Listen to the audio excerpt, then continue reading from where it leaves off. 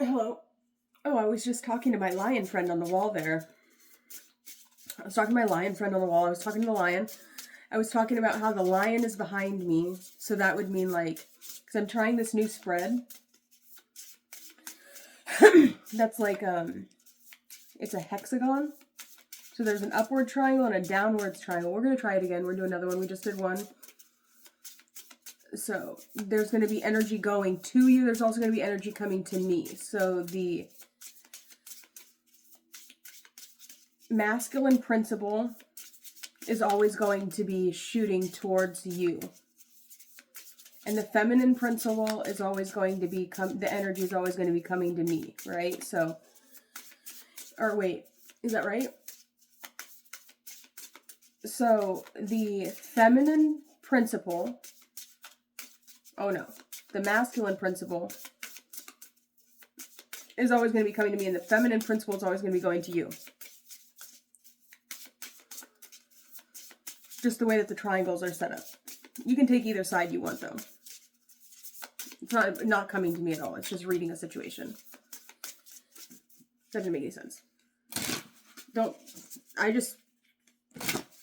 Just listen. Just trust me, okay? Fine.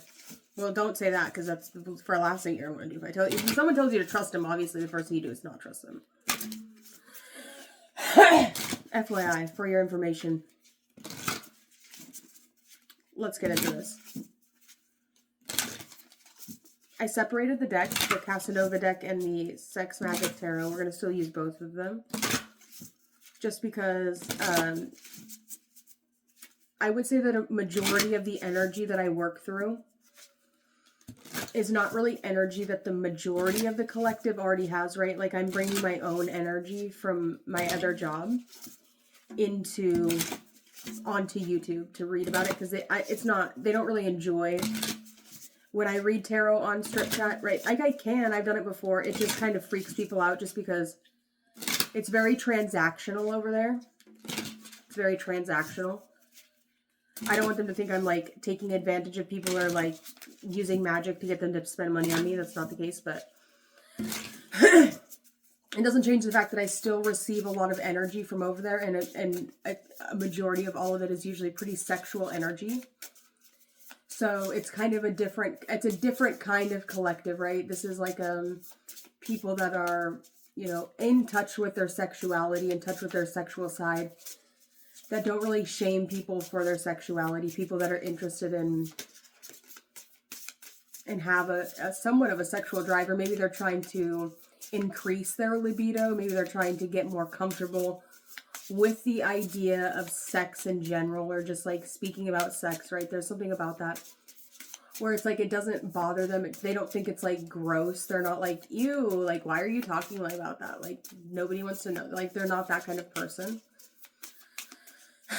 Right? These are the kind of people that understand that your sexual energy is equivalent to your sexual power.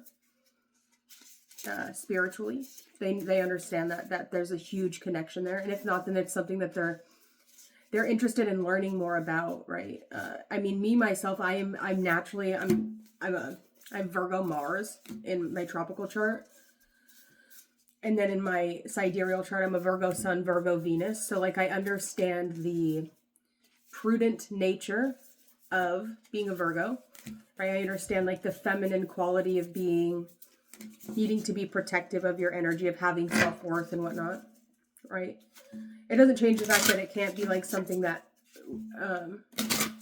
it's something you can get used to talking about, right? If you never talk about it, if it's always something that's taboo and kept secret and kept quiet, then you're never going to really ever be able to be comfortable expressing your sexuality. So it's something that I'm working myself into, right? Because even on Strip Chat, like, I've always been kind of prudent. Not that it's a bad thing. I still do quite well. We have crescendo just popped out. I'm not exactly sure what they mean by that, but you can see she is learning, or she is practicing playing an instrument. The 10th card says crescendo, so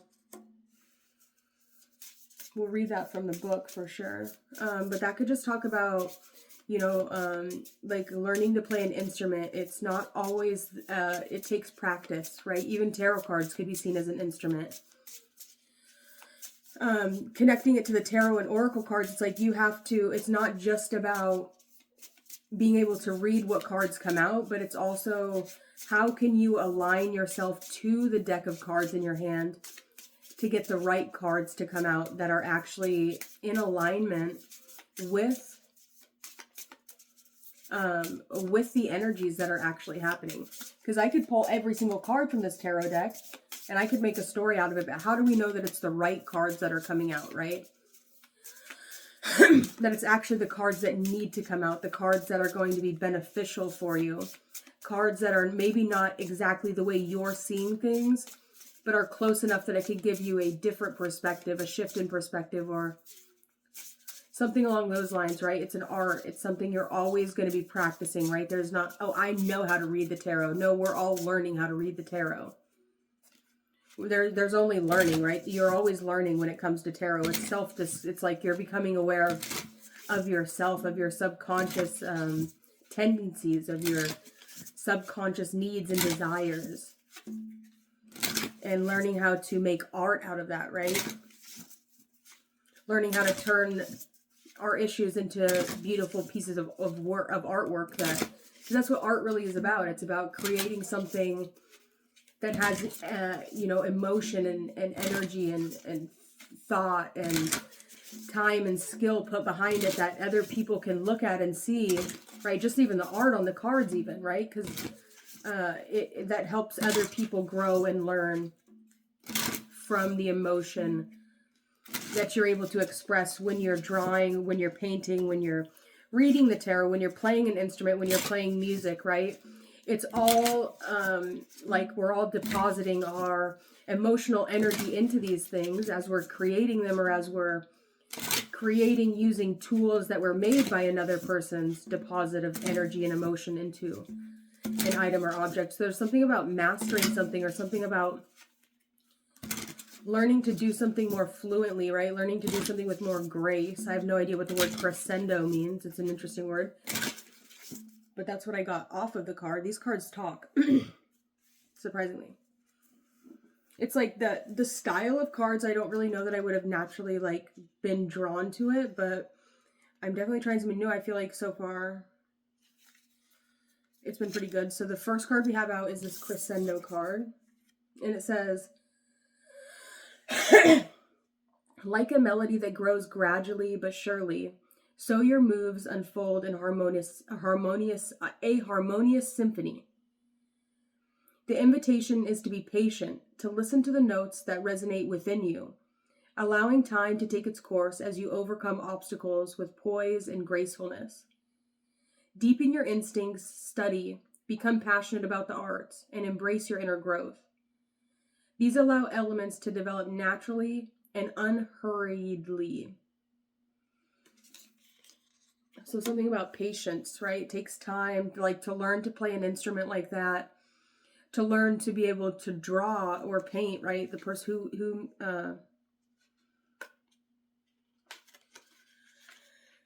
let's see, who is the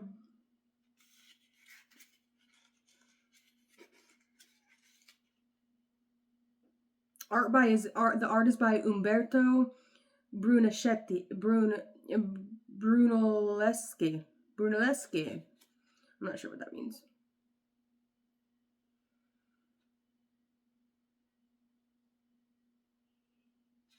So, the person that made these cards, right? The person that put all of their time and energy into each and every little detail in the card, right? It's really interesting because even here you can see the fingers that she's using on I don't know what they would call this part of the cello, or it's a cello, I think. It's her ring finger, which would talk about emotion. So whether it's in the drawing of the card, the interpretation of the card, or the playing of the actual instrument, there's something about a transfer of emotion into it, right? right? It's like she's not really making much of a face, but you can see like the skill that she's putting into the cello is like the same skill that you can see he was putting into the creation of the picture. So it's really, you can, I don't know, for some reason I can really see the artist coming through that card, and just like the skill and like the focus that it takes to really become really good at something or another.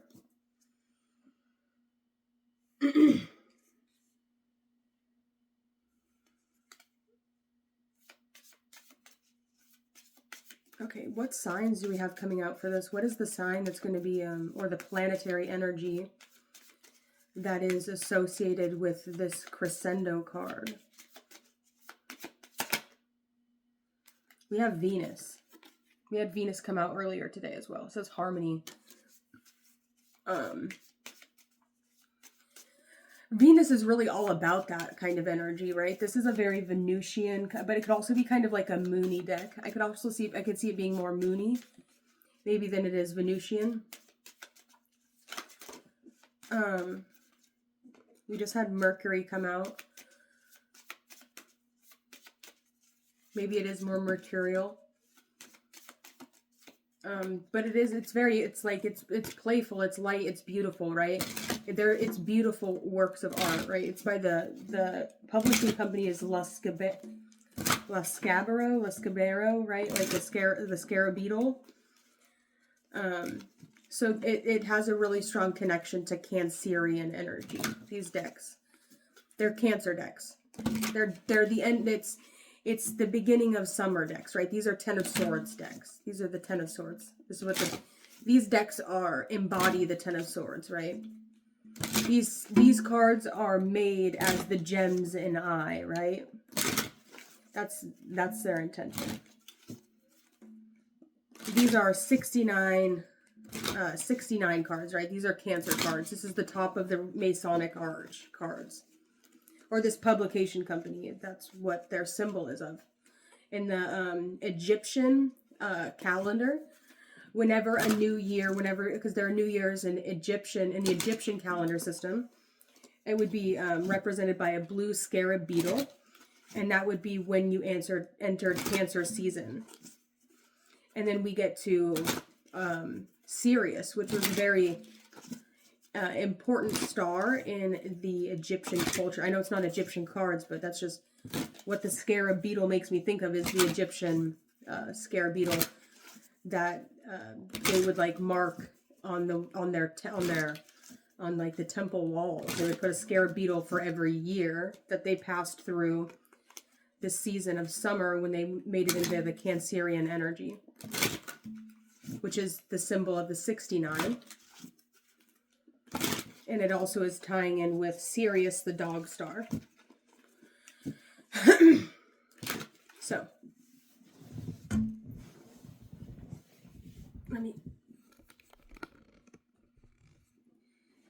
sorry, my legs were cramping. All right, let's do this.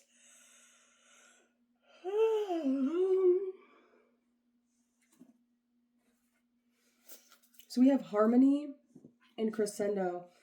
I feel like, let's just get into the cards. Hey, what do you need? What's your problem? What you need? No, don't come to me. I don't even like dogs. You're so cute. I'm not talking to you right now.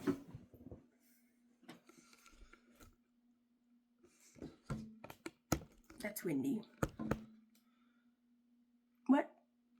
No way. Alright. We're gonna set these from up here.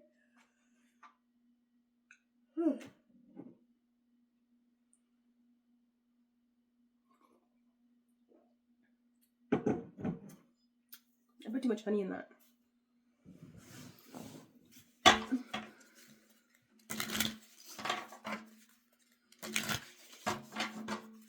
Okay.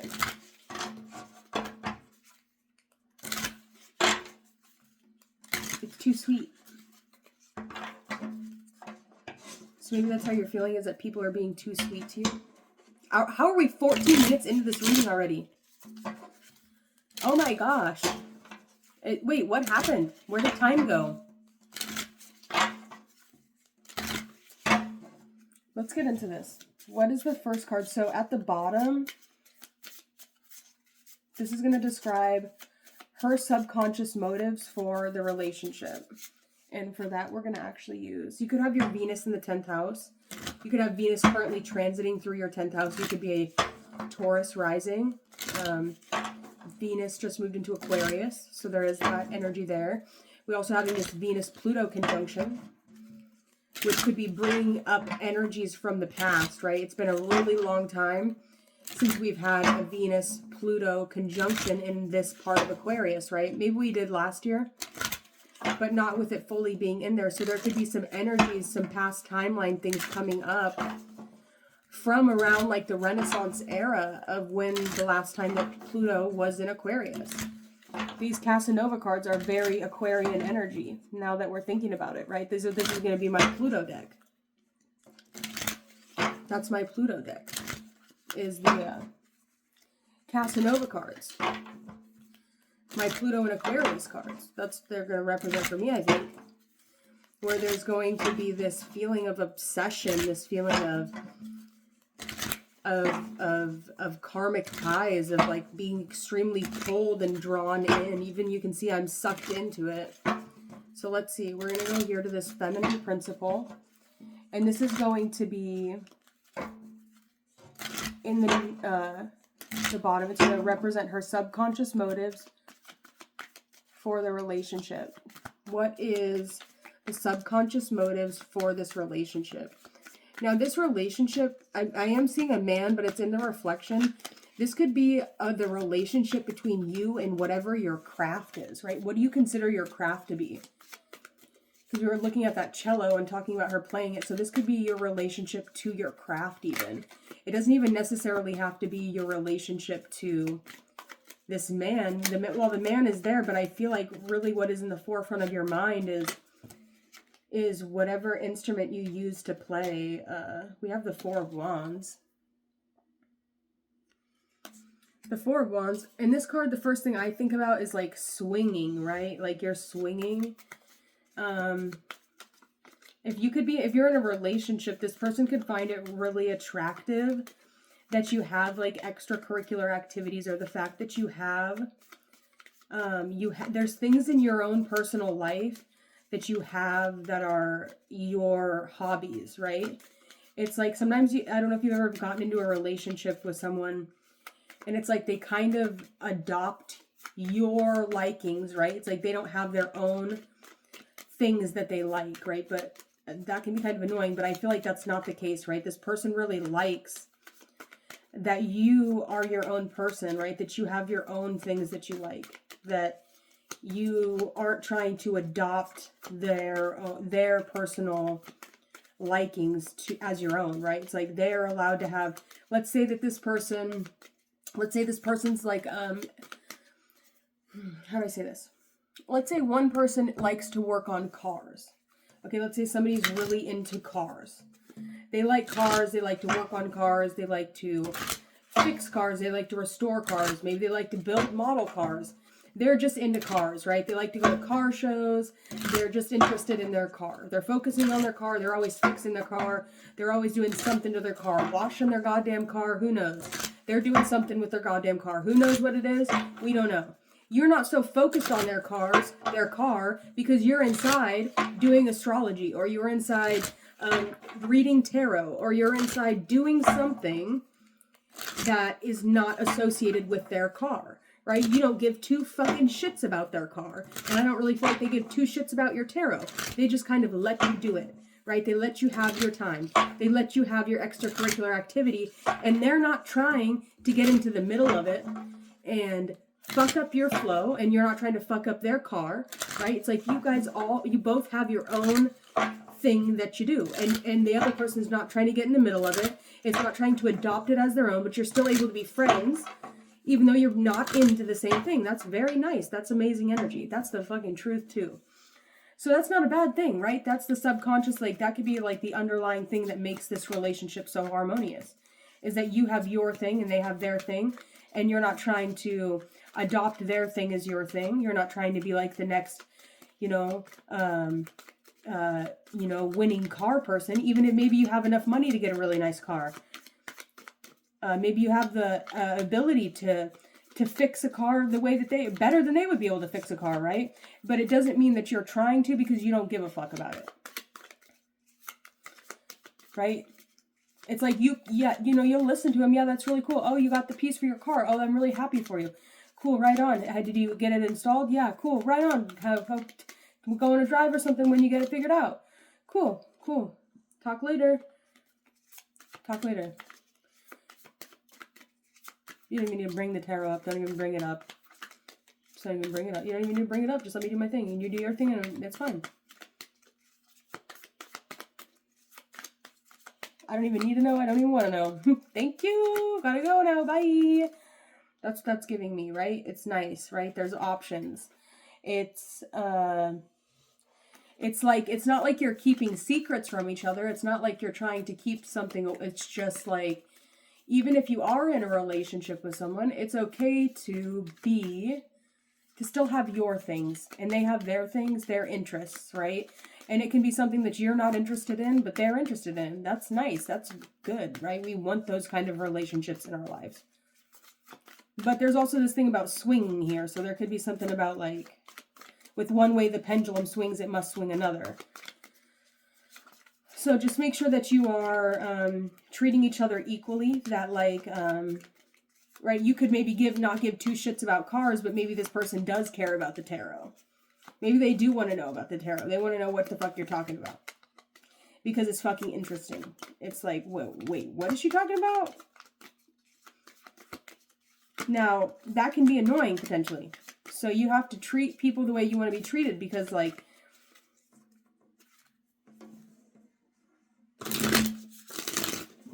fuck around here and find out, you know? You don't want the smoke, I'm telling you. Just focus on you, I'm gonna focus on me. Okay, yo. Let's see, what's the next card? We have, this is gonna represent the feelings in her heart. What are the feelings in her heart? The Seven of Swords came out.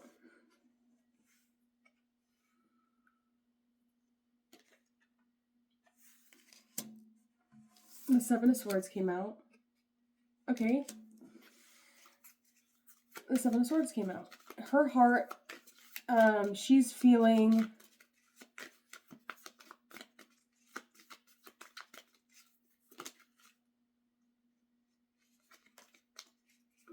the Queen of Swords just came out.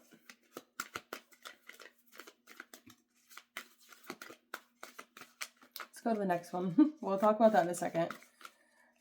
In the northeastern, this is going to represent the potential the relationship carries with it in the future. The Five of Pentacles.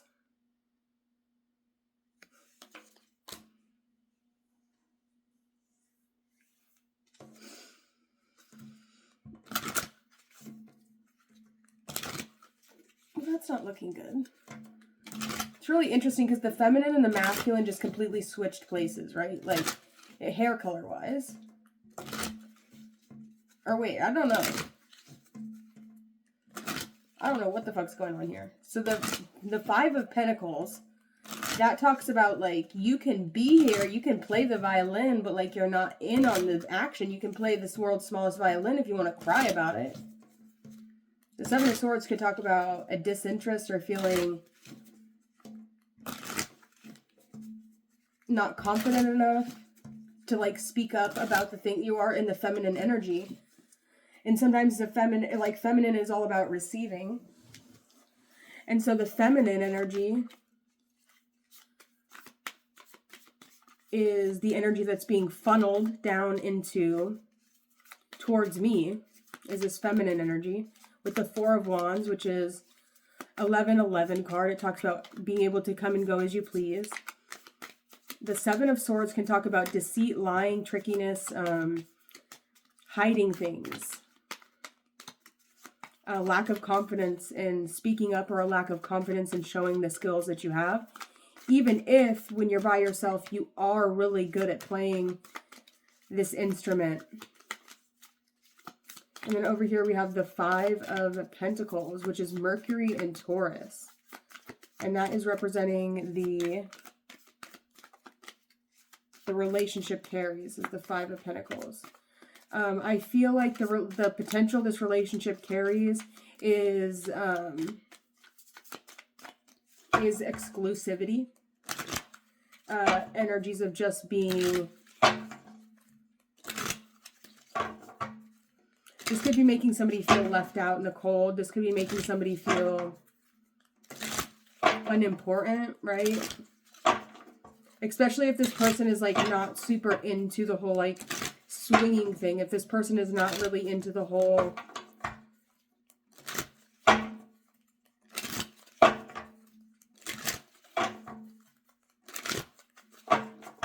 or maybe it's like the monkey, it's not so fun when the monkey's got the gun kind of energy. I don't know what that is about.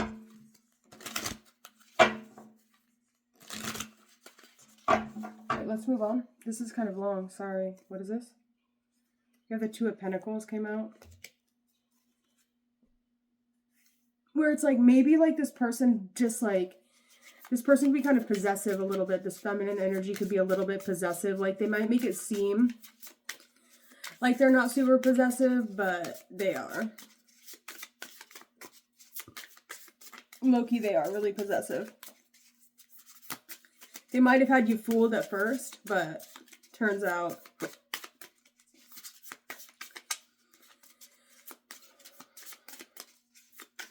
they're super possessive. They don't want to share you. They want you all for themselves.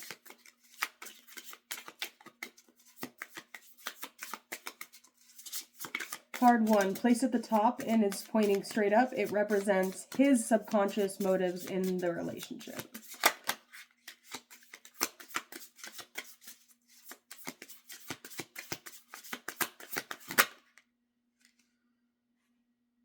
And we have the Three of Cups.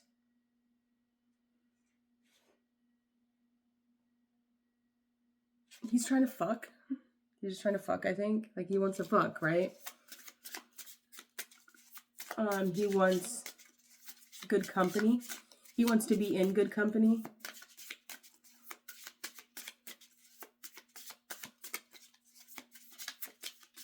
Mercury and Cancer energy. He wants to have a good time with his friends. He wants to be able to express himself freely. He wants to be able to enjoy a night with a beautiful lady.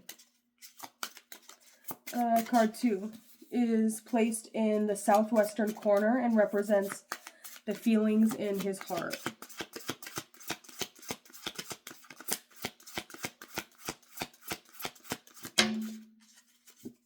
Oh. We have the Six of Swords. Venus in Aquarius energy.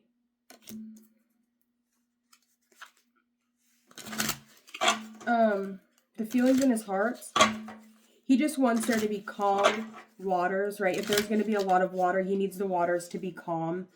He needs the communication to be calm. He needs the communication to be not too much communication, especially when it's about emotional things. This person isn't the type of person that likes to really dissect their emotions. This person's kind of stoic. They can be very charming, for sure, but they're not super, they're kind of stoic, right? This person's kind of serious. This person is trying to escape people that don't know how to control, contain, and deal with their emotions. And that can maybe make you feel a little bit shut down, like shut off, or feeling a little bit guarded, right? This person just isn't super expressive. Like this person has some sort of talent or some sort of thing that they do to express their emotions. I think that this person's more than likely already been through a situation where they felt pain because the person didn't want to deal with their emotions, so they they found an outlet to give their emotions into, whether it was art or tarot or a therapist or something like that, right? They found an outlet for their emotions, so they weren't taking it out on the people in their lives. And the represents the past life together, the common denominator, and what brought these two people together. We have the Queen of Cups. So, you know, I hate to say it, but like I kind of see the masculine energy more so in the red, and I kind of see the feminine energy more so in the black. I know that it was coming out the other way around. Roles can be reversed, so keep that in mind. We also have the Three of Pentacles, the Four of Pentacles, and the Five of Wands.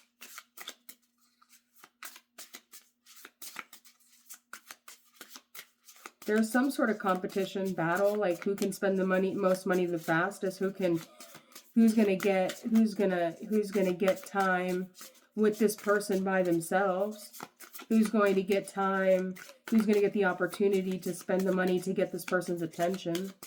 The person in the black.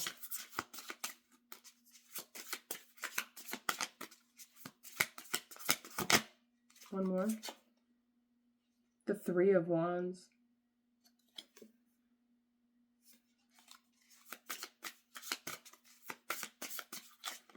This person could sneak up behind you, right? Here's the Two of Wands. It's like there's all of these different energies coming out with this black cards, where it's like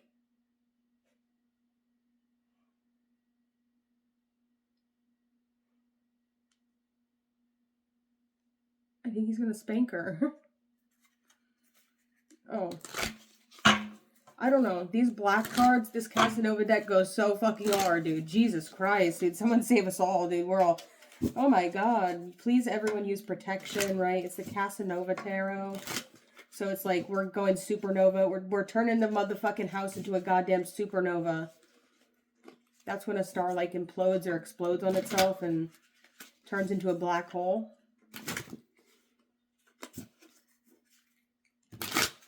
So... have I achieved the black hole soul yet? I don't know. I've been trying to. That's when a star, like your soul, folds in on itself. And it becomes a black hole. And it begins to consume all energy, right? Like black holes will suck. It will eat time and space, right? It eats time and space. Until they become supermassive. Like the one in Sagittarius. That's why Sagittariuses could sometimes be seen as like vampiric in nature, just like naturally. Is because that's where the galactic center is. It's just a supermassive black hole. Supermassive black hole. And sometimes Gemini can be on the receiving end or the manifestation of Sagittarians.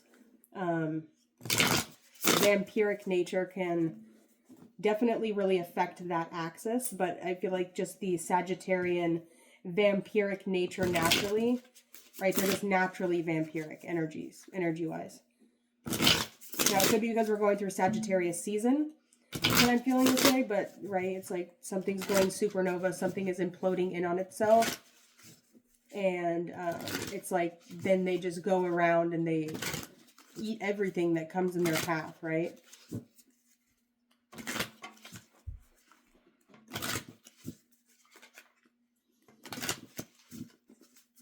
Figuratively, time and space. I'm talking about time and space. So, that was 34 minutes. I have to go to work now.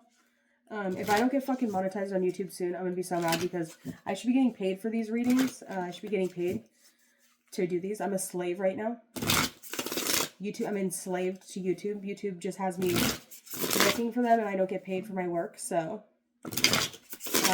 watch more of my videos and free me from being enslaved to YouTube so I can start to get money for doing these readings.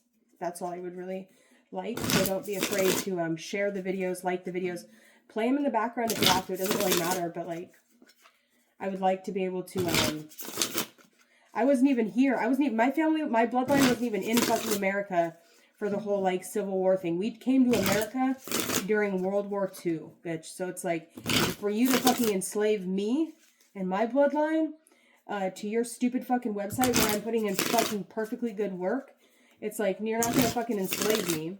So watch my videos so that I can get remonetized by YouTube. Would be really great. Mr. Slave. That's me. I'm Mr. Slave. I'm the one with the leather fucking assless chaps and a fucking little hat. I'm moving really soon. I'm really excited.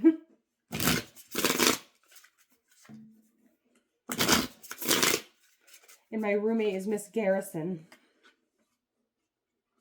I'm not Mr. Slave. I'm not Mr. Slave. It's kind of what's like here.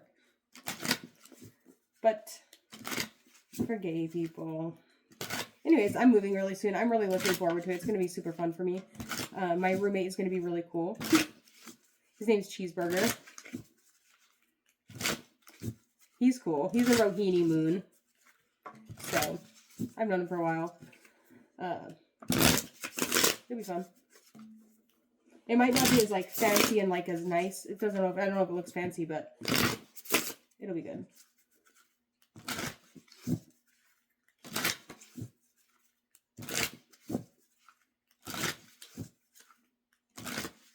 It'll be fun. It'll definitely be a change in energy for me. It'll be more, right? It won't be so, it'll just be more youthful and, like, more fun. Maybe a little bit more full of, like, life, right? I won't have to, like, try to create so much life with, like, painting and coloring and, like, it's just very, it's kind of dead here right now. So maybe nobody's watching this far in the video. So I guess I could really say anything at this point, right? Wait, never mind. I take that back. There's a few of you. I gotta go. Anyways, my moving bags were supposed to come tonight. I have all month to stay till the end of the month, but I think I'm going to leave early. Just because I'm excited to be able to go over to the new place. I still haven't gone and looked at it in person. But I've seen pictures of it. It looks good. So it should be fun, right?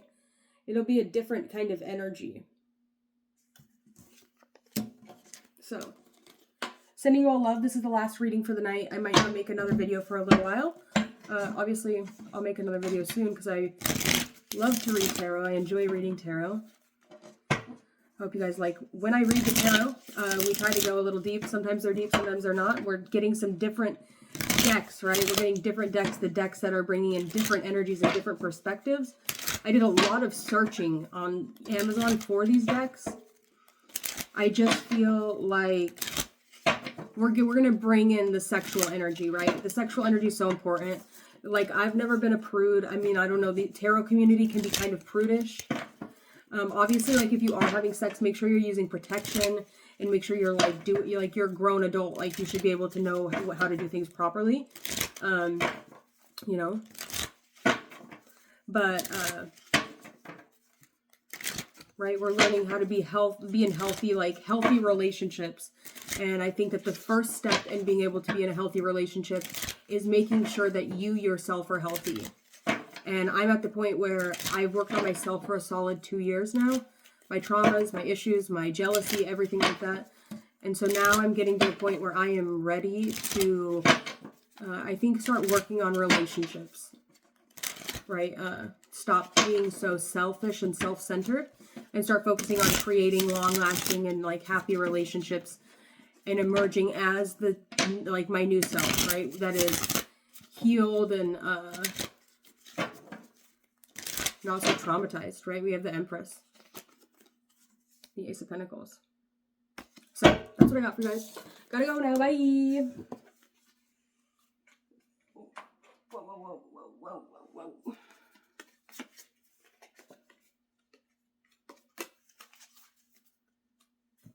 That was Temptation, Sun in Libra. Gotta go. Bye.